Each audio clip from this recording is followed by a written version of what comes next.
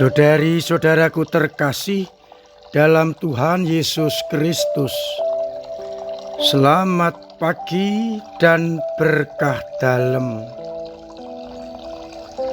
Kita berjumpa kembali dalam renungan harian Senin 21 Juli 2025. Seperti biasa, kita mendasarkan permenungan kita pada bacaan Ekaristi hari ini.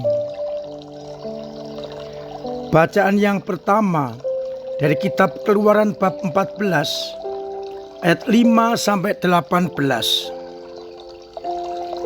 Dikisahkan bagaimana hati Firaun dan para pasukannya dikeraskan oleh Yahweh dan mengejar bangsa Israel yang telah keluar dari tanah Mesir.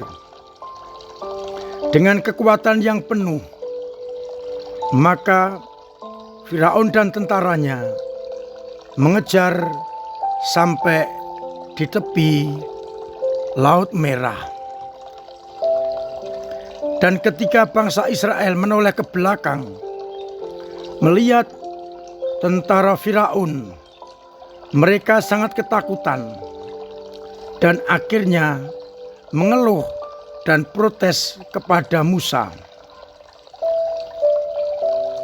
Apakah tidak ada kuburan di Mesir sehingga engkau membawa kami untuk mati di padang gurun?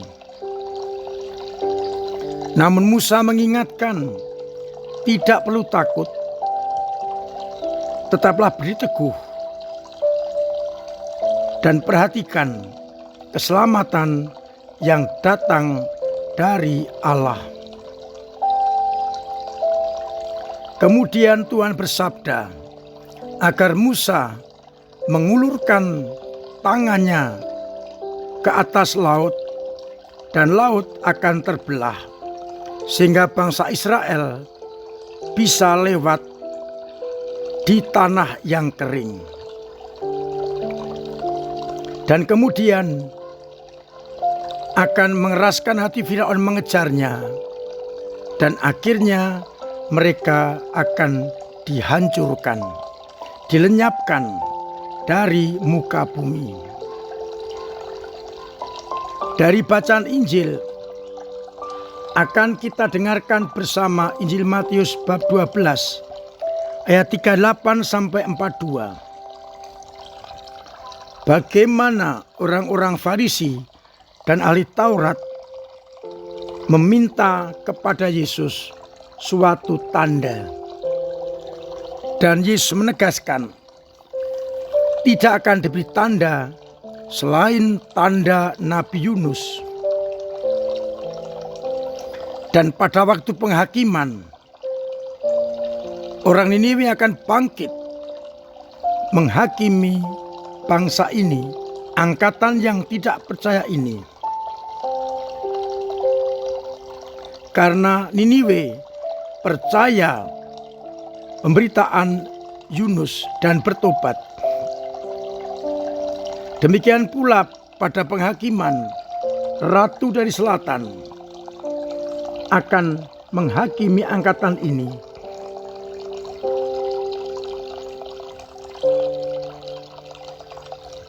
Karena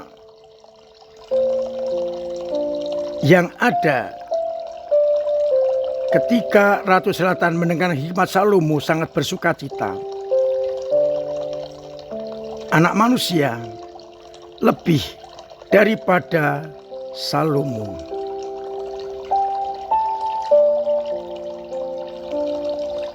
Saudara-saudaraku terkasih, pengalaman bangsa Israel dalam situasi yang terjepit seringkali juga kita alami, dan reaksinya pun hampir sama. Putus asa, marah, kecewa, Karena juga harapan untuk bebas dari Mesir ternyata sia-sia, dikejar. Namun kita diingatkan oleh Musa, Allah akan menyelamatkan bangsanya, umatnya yang percaya kepadanya.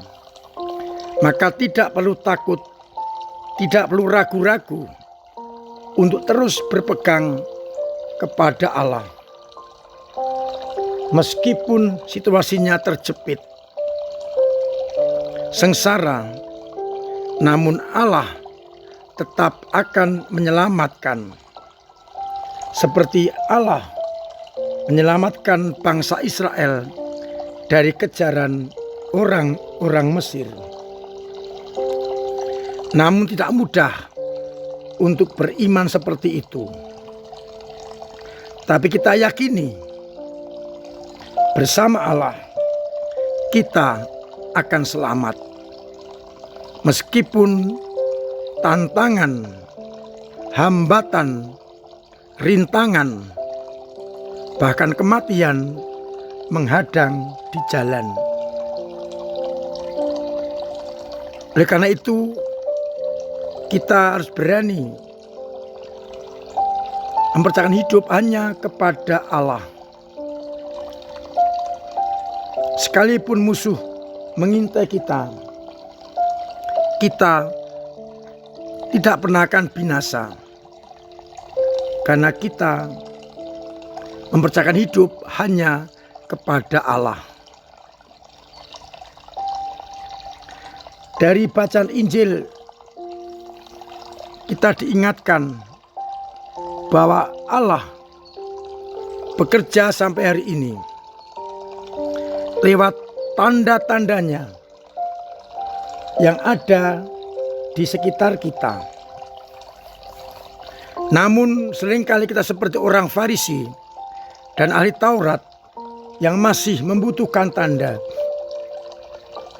Kita lupa bahwa nafas kita, hidup kita ini tanda bahwa Dia datang bekerja sampai hari ini. Kita masih menunggu tanda yang lain seperti orang-orang Israel, orang Farisi dan ahli Taurat. Maka mari bersama-sama kita perhatikan, kita peka akan tanda-tanda yang datang dari Allah, agar akhirnya kita pun benar-benar merasakan kasih karunia Allah dan beriman dengan tepat. Kita sadari setiap peristiwa adalah tanda yang dibuat oleh Allah untuk kita. Kita syukuri, kita cermati, dan kita tanggapi dengan iman yang mendalam. Maka kita boleh bertanya, selama ini apakah aku sudah mengerti, mencermati, dan mengalami tanda-tanda itu yang akhirnya semakin mempertebal iman kita. Tuhan memberkati kita sekalian. Amin. Marilah kita berdoa. Bapa yang penuh kasih, kami bersyukur atas sabda-Mu yang mengingatkan kami akan penyertaan-Mu, bimbingan-Mu, tanda-tanda yang Engkau berikan, agar akhirnya lewat tanda-tanda itu kami semakin beriman kepadamu. Semoga iman kami yang kadang lemah, kadang jatuh, kadang mandek, tetap Engkau kuatkan, sehingga kami dalam situasi apapun tetap berpegang teguh pada kehendak-Mu.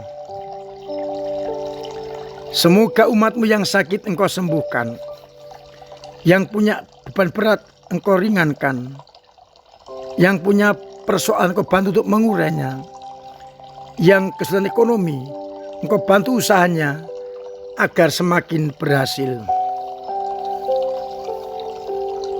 Semoga dengan cara itu kami tetap yakin akan bimbingan, penyertaan, dan pelindungan-Mu.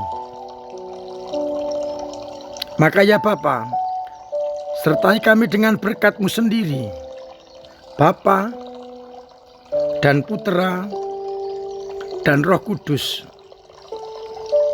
Amin. Saudara-saudaraku terkasih, tetap saya ingatkan, saya dorong untuk terus memiliki pola hidup yang sehat. Agar kita sehat, keluarga sehat, orang lain juga sehat.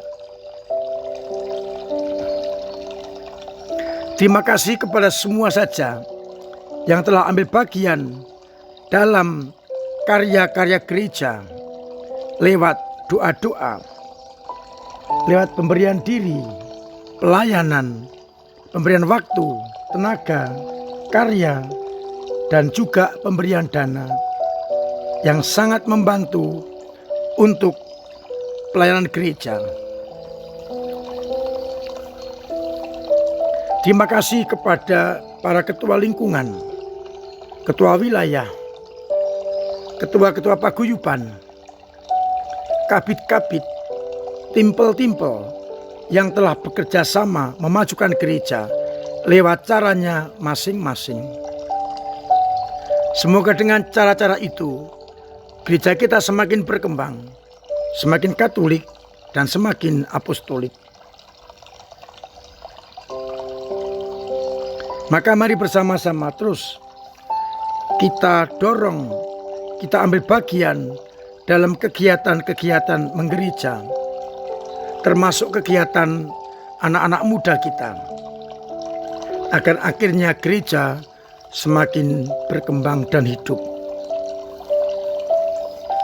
Akhirnya saya mengucapkan selamat pagi, selamat merenungkan, salam sehat, Tuhan memberkati.